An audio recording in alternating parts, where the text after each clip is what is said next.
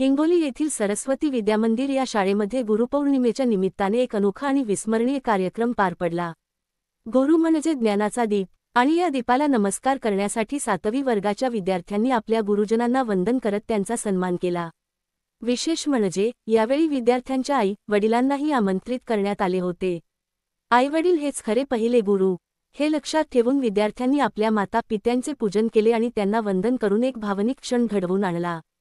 या कार्यक्रमात शाळेच्या सचिव सौ आशाताई बाहेकर आणि मुख्याध्यापिका सौ वंदना सोवितकर यांचा पालकांच्या हस्ते फेटा बांधून सत्कार करण्यात आला। हा क्षण विद्यार्थ्यांसोबतच पालकांसाठीही अभिमानाचा होता। गुरुने दिला ज्ञानरूपी वसा, आम्ही चालवू हा पुढे वारसा, अशा शब्दांत विद्यार्थ्यांनी आपले मनोगत व्यक्त करत गुरूंच्या योगदानाला अभिवादन केले। या कार्यक्रमाचे सुरेख सूत्रसंचालन सौ वीरश्री महाजन यांनी केले तर आभार प्रदर्शन सौ अनुराधा पवार यांनी केले। शाळेतील सर्व शिक्षिका आणि सेवक यांनी कार्यक्रमाच्या यशासाठी मनापासून मेहनत घेतली।